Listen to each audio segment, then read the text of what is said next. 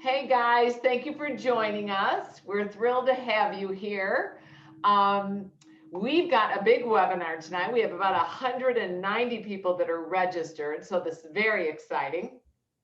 I've got Adam Budacavalli and his daughter who are running this webinar for us, so he will with our lovely request, put in some of the links for people in the chat box for you guys. So how do we get to the chat box? Please move your mouse if you would. Go to the bottom of your screen. You're going to see that green share screen button. You can push it all you want. It's not going to work. It only works for me. So, but you're not going to be able to do that. Go to the left. You're going to see the chat box. Okay. Click on the chat box. I want to know your questions. I want to know where you guys are from. I see Natalie, I see Roshi, I see Jackie, Pam, Jody, Mo's iPhone. Please. Oh, look, I got someone from Chicago. I'm in Chicago, Nashville, another Chicago, Los Angeles, North Carolina, Stewart, Florida. I'm so jealous. Harrisburg, Sacramento, Philadelphia, Wisconsin, St. Petersburg, Santa Cruz, New Jersey. Okay, I'm done. I've read enough. I am thrilled about this webinar because working in the niche fitness markets, and I've got amazing panelists with us tonight. So we're going to go right in. With more and more individuals taking charge of their health and fitness, personal trainers, health coaches, group fitness, nutritionists, one of the best ways to stand out in this hyper competitive industry is to dive into a niche market, paying special attention to a select group of individuals. So we're going to learn from these amazing people. I'm starting to my left, way over here. There's Ann Gilbert. Ann Gilbert is the owner and operator of 2 Shapes Fitness for Women franchises in the Tampa Bay area, and she oversees and operates 50 group fitness instructors, 25 personal trainers, and she also coordinates a fee-based, it's really a small group training program for older adults. So it's wonderful. And of course, fitness for women. Then we've got Michelle Silence, who is like a woman after my own heart here. She's the president and CEO of Aerobic Fitness Consultants and the creator of KidFit, PE classes for preschoolers. So if you guys have been thinking about getting into the kids market because you're stuck at home with your kids, right, Adam? You're stuck at home with those lovely children you love, and they've got so much energy, and we've got this huge obesity problem. Michelle recently created the KidFit virtual studios, and she's developed preschool music and workout sites. She actually has a business license for people, so she can help you start your own business, which is awesome. And Alexis Perkins is the founder of Chair One Fitness. I think she's 15 years old. Okay. How old? She's gorgeous. She started her own business. She literally, it's chair fitness. You would think, oh no, she has to be 80. No, I think she's 18. She's passionate about fitness, media, and business. And with these interests, she's become the co-producer and instructor for Fusion Fitness and Body by Alexis. And she's got, how many videos did you say you have? We have over 100 for our instructors as their resources, and we have 15 that we just released that are open to the public, broken down by 60s, 70s, Motown, gospel, whatever you need. It's amazing. It's just amazing. And then, of course, we've got David-Dorian Ross, who I've adored for years. He's the founder and CEO of TaijiFit, the creator of Tai Chi Method, and he's also the national coordinator for the VA's Tai Chi for Veterans program. So if you've been thinking about getting into something mind-body, it's all about DDR. It's all about David-Dorian Ross. If you're thinking about going into kids market, we have Michelle, who developed this amazing kid program. We have Alexis, who's dealing with chair programs. And then we have Anne. We have no idea why she's here, except I love her. No, it's a specialty program for women of a certain age, but offers a variety of program, from aquatics to group to personal training to small group training. So we've got these fantastic niche markets. So I'm going to do a little roundabout, and DDR, I'm starting with you. How did you start TaijiFit? Because the people on this call want to know how you did it and how you grew it? So we started doing online training early, like 10, 12 years ago. And one of the things that is now becoming more apparent because of the pandemic is that online training offers an elimination of competition because you are not stuck to a geographical area anymore. Now you have the entire world as your possible clientele, and we literally began training instructors, all over the world. Now that we're working with the Veterans Administration, we have to focus on the U.S., but we still have students in the U.K. and Canada and whatnot. And we just really did the same thing that I've always done for the last 45 years, and it's teaching teachers how to teach, and that's sort of been my niche within my niche is getting people started in that. So we went online. We began to offer this specialized training program, and it just blew up and it grew. And because we were online, we were discoverable, and the VA's representatives reached out to us and asked if we wanted to be a part of this program. So that's another reason why you should be, if you're not already, online live streaming, doing that all the time, because that's how you get your presence known out there. And that's terrific. And Alexis, how did you start? Because I love your story, because she's a Zumba girl. Yeah, I started teaching Zumba probably 10 years ago, and I thought that was just, everything. I was a Zumba zombie, and a lot of people know what those are. You have one of your crazy Skittle colors, and nobody can stop you. But it was really, really fun. But being in the fitness industry, I started off with no injuries at all. I was just a spring chicken. And I didn't even get to share this other part with you. I was teaching at different senior homes because I was asked to do that just randomly. And I decided, you know what, I'll give it a shot. So I started teaching at some assisted living facilities, independent living facilities, and communities. And that all started with a phone call to my grandma. What music would you want to listen to? And then I just came up with all these different choreographies that included ADLs, and then it took off. When it came down to me as an instructor, about 6 or 7 years into teaching, I had my first injury, actually. I had a lumbar strain on my back. About a year after that, I had tendonitis and bursitis, and all my therapists said, it's overusage injuries. So because I was able to teach in a chair, even when I had that boot on my foot, I could still go teach at the assisted living community. I would just go with my boot, take off my boot, teach my chair class, get up and leave. So I was really happy that not only did the chair-based dance fitness programs give people who had limited mobility something fun to keep them active, but it was also something that gave me longevity as an instructor. I didn't have to find a sub. I wasn't using all this wear and tear on my body, and I still got to be a blessing to other people. So that's what. You know what? I'm going to interrupt you for 1 second. Alexis used an abbreviation that's very YMCA. I'm a YMCA instructor. So ADLs, activities of daily living, just getting people moving. So please go ahead. Yes. So aside from the benefits of being an instructor, while I was teaching at the different senior homes, I also had a local television program. And that is what gave us the information we needed to start Chair One Fitness. We recorded over 40 episodes, 38 were standing, 2 were from a chair. And the chair episodes were what exploded with over 500,000-600,000 views. And the feedback was from the people, direct from the people. I sat and read it all. And it was, I'm 60 and I just had a hip replacement. Thank you. I'm obese, and this was great for me to get started without pressure on my knees. I work out with my dad, he's 96. And then that's when we decided to develop the instructor training program. And after COVID, we went virtual. And then we also just released our on-demand workouts. So if somebody doesn't feel comfortable going to a community, they can still reap the benefits at home. But definitely finding a niche was a huge blessing because it gave us a group of people to focus on that we could take care of and like really, really cater to them. So it's pretty exciting. Oh, that's great. And Anne, yes, how did you literally fall into or elevate yourself into training fitness for women? You know, I started in a weight loss journey, personal weight loss journey in a small boutique women's only facility where my husband and I raised our small children.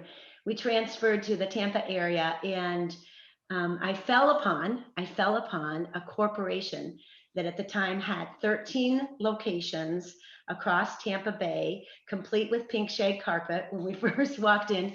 And that was about 27 years ago. And what I saw when I walked in was a community of women, not necessarily a certain age, Sarah, or a certain demographic age-wise, but a certain group that loved the idea of having a place to start a fitness journey, like myself, starting a fitness journey. And really, Shapes Fitness for Women has become and it's evolved into a very, very successful niche, because it's the first place people go. Doesn't matter how old or how big or how experienced they are. And it's the place that they live at or they stay at forever. So we bill ourselves as the place that women start and the place that they stay. It's the start and their forever home. So it's evolved into a very successful niche. And what I find interesting, you didn't mention this, but I know you're okay with me saying it. You ended up, when after your kids, you put on like 100 pounds. 85, Sarah. 85. I don't know what, 85? 85. Oh yeah. But you know, I have to see her. She's this tall and this big. Okay. Right. But you know what? For me, it'd be 150 pounds. But you put on, it was 85 pounds and you had to lose it. And that was one of the ways. And it's very authentic for you to be in a place. And that leads me directly into Michelle, because Michelle, I love your story and where you started. Well, if I go back just a little bit further, I can tell you that since the 80s, I was a studio owner while I was going to school to get my clinical psychology degree. And when I owned that studio, it was really important to me to hit special markets. We had senior classes, we had classes for the overweight people, which was just a big hit. And so I've always gone after the groups that I felt needed it the most. But when I got married, my husband at the time lost his job, and there really wasn't anything for him to do in a way. And so I said, you know what, we're going to create a kids program, because my son is 3. At the time, my son was 3, and there was nothing available for kids in the preschools except some pull-out programs where they might learn a sports skill or a gymnastics thing and wait in line all day for the chance to move. And so I created a KidFit program, and he went out and sold it. And we couldn't believe that people were buying it, and they thought it was great. And we were going into the schools at an hourly rate and teaching a half an hour kids program for the preschoolers, for kids 2 to 5. And basically a mini aerobics class geared towards little children. So they had fun music and fun props. And they did all the things that we would consider essential fitness components, like strengthening and stretching and cardio and balance and on all of that stuff. So there was really just such a need for it that I decided that we needed to do that. And when it took off, it was just really great, because there was nothing like that out there, and there still isn't. And it's been, my son's turning 30, and this happened when he was 3, and there's still the childhood obesity issue. And I don't know if you remember when Walt Thompson was on your show talking about the fitness trends, but he said one of the reasons why he thought that obesity was still a big issue and why children's obesity programs are not going down is because you need to take them into the community. And this is what KidFit does. It goes into the community, into preschools, and any place where you'll find preschool children, so that you can actually address them. And when the pandemic hit, it was a real blow to us, because when the schools closed, we lost our accounts overnight, like from one day to the next. And so I just said, you know what, we have to turn this into a virtual business, because number one, it's safe. Number 2, it's convenient. Number 3, it can serve more children than we ever have before, because there aren't any limits on location, like what David was saying. So we really tried to get a brand new thing going, and we have the virtual studio. There's my set behind me. And we're starting to ramp up, and we've got on-demand programs for people to start right now in their gyms and clubs and everything else. So it's really rewarding. And what I like what you did, Michelle, and we were talking about this before we turned the cameras on, is it's authentic. It's like you're this young mom, you have this 3-year-old kid, but by the same token, it was authentic that, Anne fell into this, and Alexis, I'm sorry about your foot, but there's always there's always a rainbow behind that cloud. and you find this. I mean, for myself, being a lawyer and to make enough money to basically pay my rent during law school, I started teaching aerobics. You Yeah. know, it's like you find these things that you just love. And if you're fortunate enough, you can make a career out of it. So what I'm going to ask you guys is, what would be your message to people? And Michelle, I'm going to go back to you real quick, but what would be the message to people if they want to start something new, or they've been toying with this idea? Just go for it, because there's no better time. Kids are not any healthier. In fact, they're worse off with their health than they've ever been. And I've been waiting. I mean, I've been doing this 27 years and it hasn't gotten any better. So I can tell you for our certainty, there isn't one other population that you can make a bigger difference in their life than if you start teaching children from 2 to 5 how to lead healthy lifestyles, how to eat properly, how important exercises, to teach them the skills they need to lead an active, healthy life. You will change their lives. And Alexis, I'm going to look at the other end of the of someone's lifespan. Yeah. What type of, what would you tell people if they want to start an active aging program, and how can they connect with their community and then grow it globally? Well, I would say in general, is what I find with a lot of people who want to start is they don't know what their niche is, and they haven't yet discovered what they're passionate about, and they don't even know where to start. Why start with seniors if you don't know if you like them? Or why start with children? Or why start with this? So I highly recommend trying a lot of different things. I taught children before. It's not my thing, okay? But I had to try it to learn that about myself. So I say for those who are really just starting, dip and dabble into a lot of different things. Prior to me becoming a Zumba instructor way back when, I tried body pump, I tried yoga, I tried this, and then I found one that I really liked. So I would say first, try a bunch of different things and see what your heart draws you closest to. And then once you discover that, then jump in. For those who find that they have a senior market, for my market, I think, is those who have complications standing. So my niche is actually a nice spectrum. That includes seniors, plus size, obese, mobility aid users. So even though when you think chair is a niche, it's a niche with a lot of seats, okay? And so you'll discover that, I think, like, even with everybody else who's on the call, like with Didi, he has the veterans, but as Tai Chi can help so many other people. And kids, they have different ability levels. So you have to learn how to cater to them. Are you teaching for kids at a school? Are you teaching them virtually? Or even with Anne, with the different programs that she offers. So even within a niche, you have a lot of different things you can do. Right. And that's very important.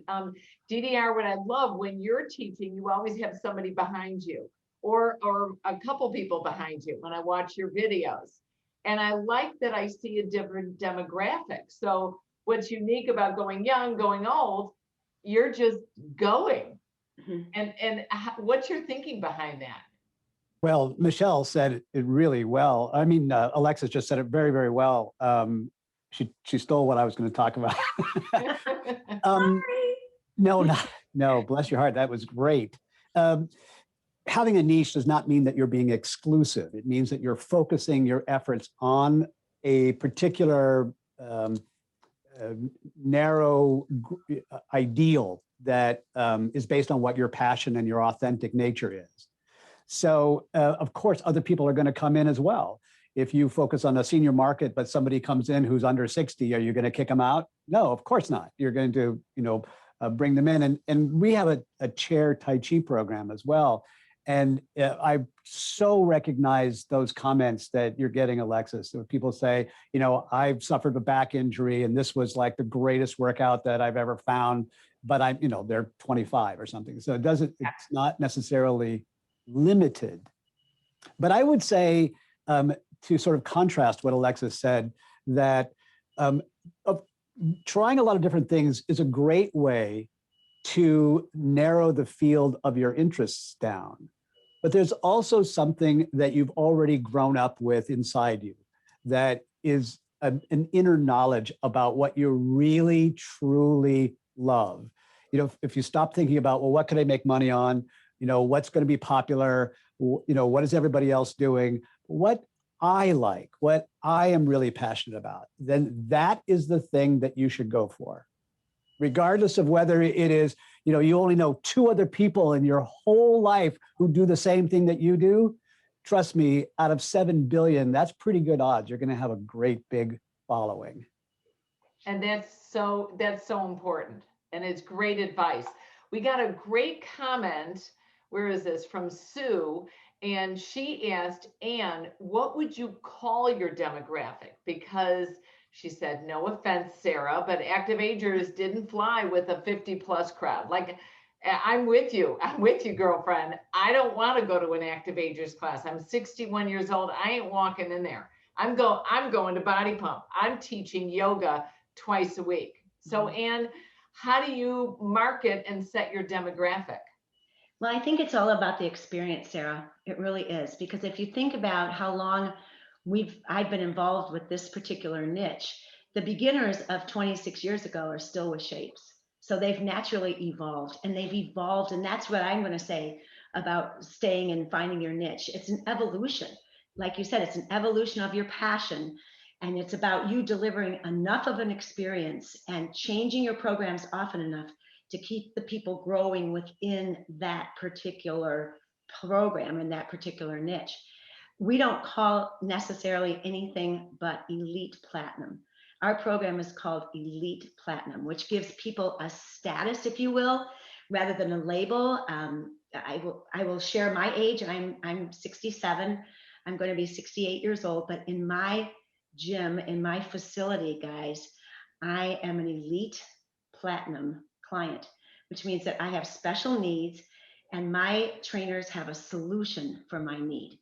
So I think that really, when you find your niche, it's about being able to continually, over the years, deliver an experience that finds a solution for anyone in need, not necessarily 48 to 78, which is probably, if I study the data at Shapes Fitness for Women, that's the ages. But remember, the majority started 25 years ago. And also, could you give us, just rattle off some of the names that you call your programs? Because again, you are doing body pump, you are doing strength training, cardio, aqua, you're offering a variety, but your names are fabulous. Well, thanks, Sara. And our small group training, we call our active aging group. We don't label them active agers. That doesn't always float with people, right? But we call them Elite Platinum, platinum being better than silver and better than gold. We know that about jewelry, right? In our group fitness lineup, we do everything to make people feel like they're part of a team. So one of the most popular programs right now is called Steps and Sticks. And it's a combination of steps and sticks, just like it sounds. Another program that we do is Band and Mobility. And it doesn't necessarily say seniors, and it doesn't necessarily label anybody, but it gives them an opportunity to grow and expand in all 5 aspects of fitness. Yes, we do body pump, but we call it plain old pump. And right now we've changed it to Pump 2021. So that it's suitable for anyone that's come back to the facility. We also have launched a digital TV station. And what we love about our digital station is it's in our club. And what we find with women only is that they've missed each other so much. They love the socialization. So we've actually launched a whole series of lunch and learns and nutritional guidance and wellness coaching on our digital TV station, as well as programs, because that's what the niche wants. They want the socialization.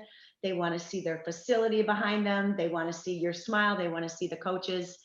So it's not necessarily labeled, if you will. One of the other programs that's been very, very successful with us is our program called Chair Today, Gone Tomorrow. And it's a balance and stability program that starts our beginners, if you will, covering everybody on the chair, and it teaches them how to get away from the chair. So we're really working through unique names, but it's actually about delivering an experience that will stay with them throughout the entire journey. Shapes is about the start and the finish. And because our demographic is growing old with us, we are constantly updating our programs to fit that experience. We've got And to be the we've solution. got to, and I apologize for interrupting, but Robin just came up with a really good question. I think it's important. She said, if you don't say it's for older adults, I know you use balance, you use the word mobility, you use, sticks and steps, pump. How do you get that it's a niche market across to people? Is it your marketing? Is it the photographs and your Instagram account? And okay. Definitely. This All right. is the time, like everyone has said on the panel tonight, there is so much opportunity out there to build relationships. And people are so hungry now that we've gone this far. We're almost a year. Can you guys believe it? Almost a year through this whole time, this unsettled time. But this has been the magical time to build relationships with people, to reach out in every aspect, whether it be Zoom, Facebook Live, we do it all, phone calls, handwritten notes. This has been a time where we've completely changed our marketing from join now for $1 and discounted prices into really reaching out and making relationships and taking opportunities to really grow those relationships. That's what's great. About our marketing. We also got Robin asking, Robin, thank you for asking questions. Robin says, is it hard for older people to relate to you when you're not their age? Alexis?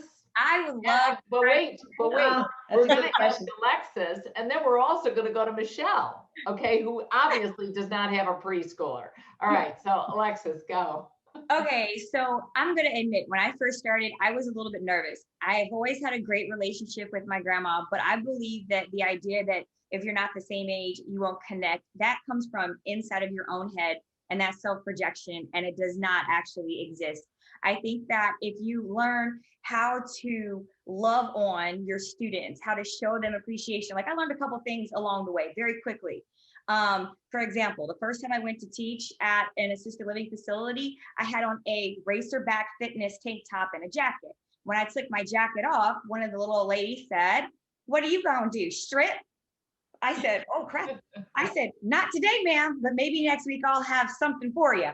And I realized that showing of the shoulders, although appropriate at the gym, was not appropriate at the senior home. So you learn fast.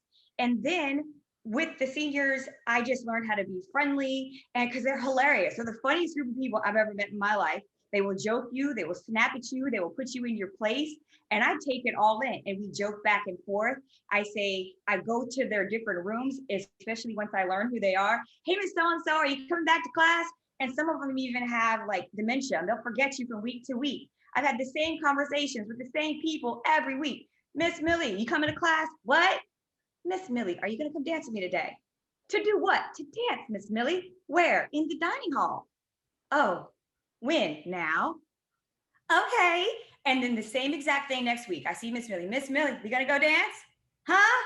"All right." I know she has dementia. I just learned the people, and they will fall in love with you.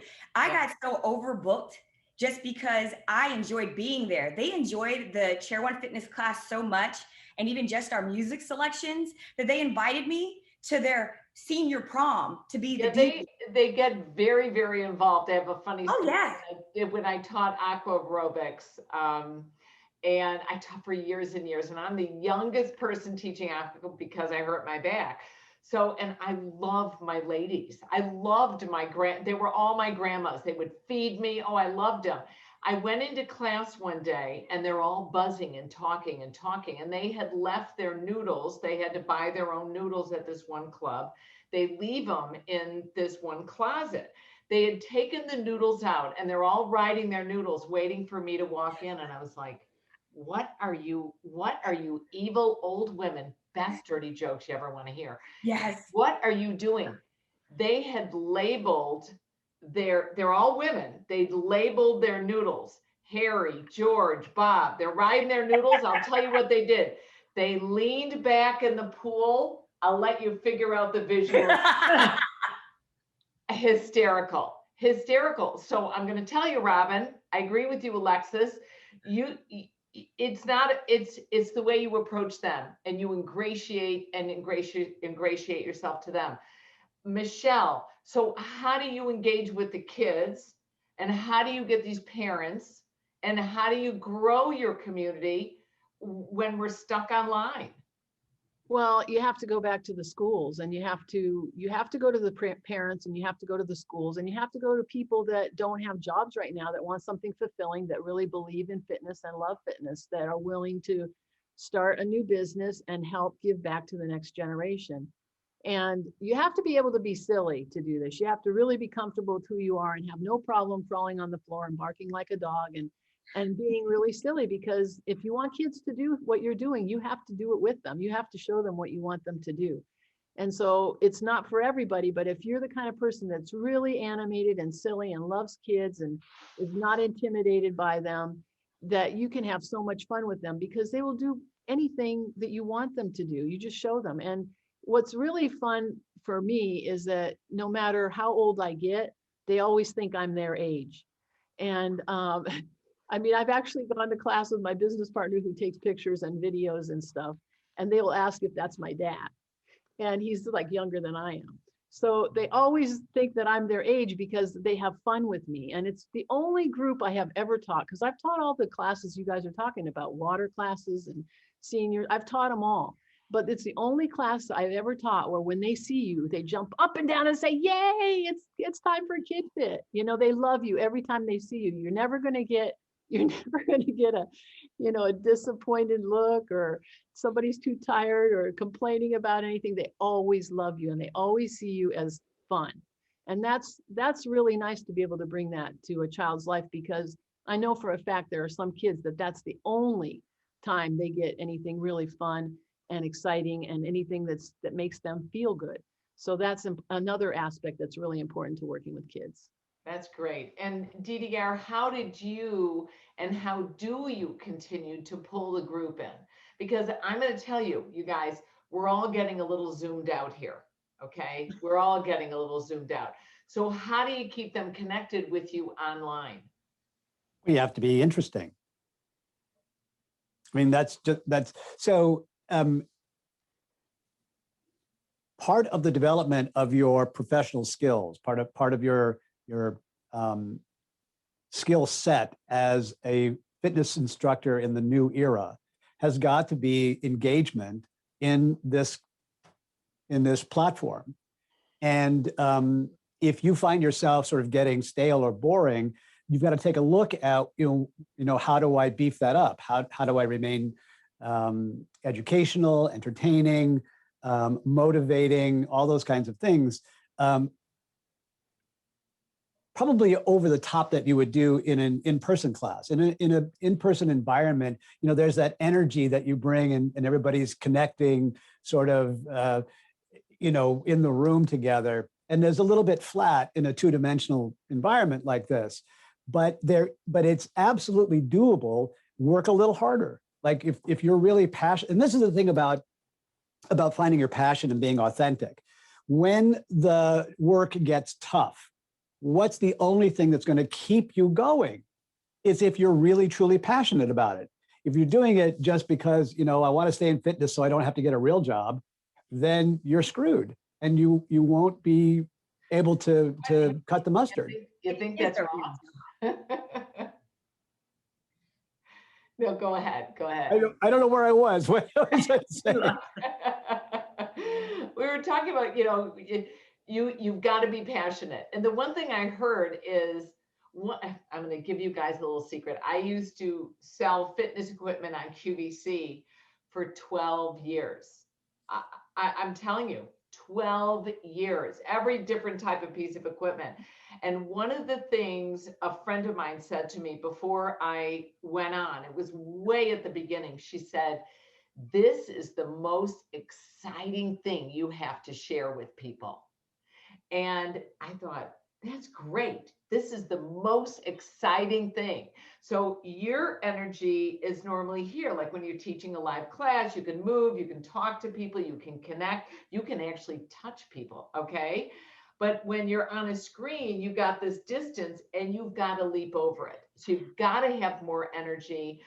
The other thing someone told me once was, for me, when I'm trying to convince someone to exercise, unfortunately, when my mother passed away, she was 340 pounds. So you can psychoanalyze me like that. So whenever I'm talking about health and wellness, I'm preaching to my mom because I only wish that she could listen to me. So it's that extra passion and that extra energy. And I'm going to tell you guys, if you're thinking about going online and you're trying to pursue a certain category, which please ask more questions in the chat. We love to hear this. We love to answer these questions. Think about the passion. Think about the authenticity. Bon asked a question. Make things interesting, deliver each class like it's the best class all the time. And I'm going to tell you, have somebody you can call and you can pick up the phone and say, like my friend Connie, and you know her, my friend Connie, she'll call me up. She doesn't say hello. She doesn't say anything. She goes, I am fabulous. I'm like, what? And she taught this great class. And it's amazing when you can do something like that and really get yourself going. Do you need to have specialized marketing to reach the group? Like, how do you do that? Are you guys taking little videos of your kids, Michelle, in your class? Or Anne, are you taking testimonials when they leave the pool? Or Alexis, are you photographing yourself with your students behind you in their masks? How are you guys promoting yourselves? Anne. Okay, thank you. Thanks, Mom. I think when it comes from the member, when the message comes from the member rather than the staff or the sales consultants and things like that, it is so much more real, and it makes potential clients, potential members feel as though they're entering a non-competitive atmosphere. And I think that's really important about a niche. It's a non-competitive place. There's no competition for your children. There's no competition for the seniors. There's no competition for the ladies. They're in such a comfortable fit. And if it comes from the voice of another member, it has always been more effective for us. So testimonials are huge. And going live, and don't kid yourself, all ages, all demographics, and all experience levels are on social media right now, right? It's such a great opportunity for us. So that live feeling that you give. Yesterday, I'm just going to share a really quick example. We had a member that had asked to cancel her relationship with her personal trainer. In other words, cancel her sessions, which is a loss of business for us. And she called yesterday and said, no, I'm not going to leave Shapes, and I'm not going to leave my trainer. This is my comfortable fit. And we went immediately, with her permission, Facebook Live, and the whole staff did this huge Monday motivational cheer about saving this particular member. The member came back today with 2 friends, right? So when it comes from the member themselves, it is a pure marketing opportunity for you guys. So use testimonials as much as you can. I know you can't do that with preschoolers, but you sure can with their parents. So you can do it with schools, referrals from one school to another. We built a lot of our clients that way, with the schools referring us to other places. And I might add that, sometimes where we think marketing should go, it might be in a different area than you traditionally thought. For me, preschoolers are found in a lot of places. So it's not just trying to market to gyms or clubs that might have a room to do it in, but you have to go to the places where the preschool teachers are going to go to. Are they going to go to conferences? Are they going to go to social media sites geared for preschool teachers and PE teachers that teach kindergarten? So you've got different places, different groups that, might fit the pieces of who you're teaching, and might make you think, outside the box in terms of where your marketing should go. Yeah, that's really good. And Alexis, do you get recommendations from other retirement homes? Yeah, that's how it first started, was off a referral. When I was first asked, it was just on a whim. And then they enjoyed the class so much that when that activities director, the person who hires you to come on, went to a different facility, they said, you can stay there, but can you also come here? And then it just started to spread that way. When I started with Chair One Fitness, and I would recommend this to anybody in any industry, if you are trying to grow, no matter how talented you are, take a moment and study some marketing in general. It doesn't matter how good your product is if you don't know how to sell it. It doesn't matter how good you are as an instructor if you don't know how to sell yourself. And I think marketing plays a really, really key role. So for me in particular, I usually have to ask for permission if I'm at a senior home before I can get them on video because of HIPAA violations and things like that. A lot of times for my independent living, they are able to make their own decisions and they can say, yes, you can use the video. For other ones, sometimes I'll ask the facility for permission and they'll tell me yes. I've also been told no. I've taught many classes for groups who had developmental disabilities and they said, nope, you cannot share this video, it is private. And so sometimes if I see somebody on social media, I will just randomly DM them and say, hey, I saw you doing our workout. Is it okay if I share it? And they'll say yes. So I can directly ask the people. So sometimes you will hit some red tape and other times you have like an open lane. And I would say as far as marketing, I saw that somebody asked about how do you market to seniors or those who don't know how to use their digital resources, because a lot of seniors don't. Well, learn who helps them throughout the day. You have activities professionals who work at the senior facilities who take care of them every day, which means that target them.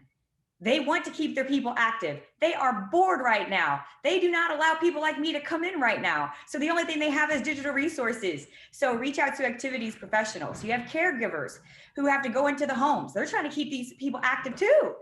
And they need something fun to do with them. So I think reaching out to the people who are taking care of others. And I will say with anybody who's in a niche market or just getting started out, if you ever have any strategic partnerships, I know we're talking about niche in the fitness industry, but I will say that Tier 1 Fitness is not only a pre-approved course for like NASM and AFA, we are also a pre-approved course for 2 recreational therapist groups, a pre-approved course for dementia practitioners, and two pre-approved course approvals for activities professionals. So therefore now we are considered their continued education. And I think that when you're trying to branch out, you have to partner up with people who are in similar industries or can benefit from what you're offering. And we really had to step out the box to get all those. Yeah, very valuable. That's very valuable stuff. And DDR, I just want to bring this up because I think it's so impressive that you were doing Tai Chi and doing Tai Chi. And can you talk a little bit about your VA program? Because I think a lot of us are struggling also to make ends meet. Like Michelle gave that personal story about her husband losing his job. There are people out of work, and there's a real way to make an income teaching Tai Chi to veterans. This is currently, it's not going to be this way forever, I hope, but currently it is the biggest and the best opportunity in the fitness industry. Not taking away anything at all from the niches that everybody else is representing today, but simply because of the economics. And before I tell a bit, I just want to say, I hope everybody's listening to Alexis because she's really smart. And she said a lot of really direct things that you need to be paying attention to about marketing and branching out and collaborating with people in parallel industries. So that's really good. And you should be taking notes on what she says. One of the concerns, one of the aspects that we still have to overcome is where does the money come from? Who is going to pay for the use of your program? Who has got disposable income? Who has got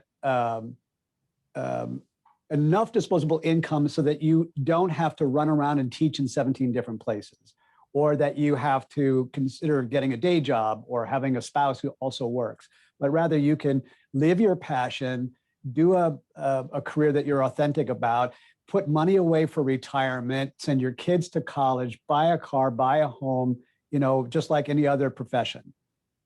And so this is a struggle because fitness has not historically been able to pay that kind of an income. So by partnering with the federal government, so this program is part of the federal budget that goes on every year. It's a $50 billion a year budget that is targeted towards the 20 million veterans in the United States, helping them to overcome chronic pain, PTSD, drug dependence, suicidal thoughts, et cetera. And the federal government is highly motivated to do things for, by the way, in this program, Tai Chi isn't the only thing that's going on. We're We just happen to be the newest aspect. We're almost at time, DDR, so I'm jumping in. I'm sorry, I'm jumping in. You make a lot of money. What he has done is you make $40, I believe it's $40 per person in your class. Okay, so if you get 10 people in your Tai Chi class and you're working through DDR, through the VA, you're gonna make, hello, I think I can do the math, $400, okay, in 1 hour for one class with 10 people. So this, and you're doing something good. Again, that authentic, that passion, it really helps us. Excuse me, I'm gonna take the screen here real quick. I wanna show you something. We have a wonderful program that we're launching. This is in March, it's next month, it's in about 4 weeks. And it's the Active Aging Summit. It's a 2-day program. And actually, we're gonna have 50 sessions, 30 presenters. You can get up to 15 continuing education credits from SCW, ACE, AFA, ACSM, AEA. And it's a 2-day program, and I'll just give you a little sample.